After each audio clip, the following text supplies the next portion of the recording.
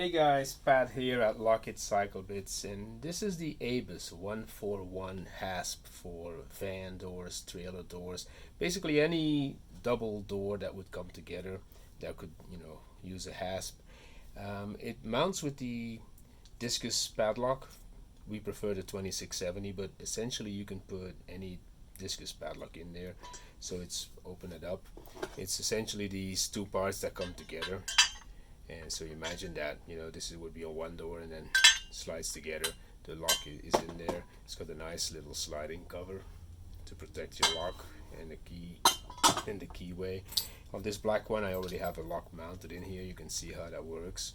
It just sits in there, and the lock is just basically held in there with this retainer strip. It sits in there pretty secure. You can't touch it when it's all locked. Really very sturdy system. It comes with all the backing plates, it comes with all the hardware, it even comes with a little template so you know where to drill the holes in your doors.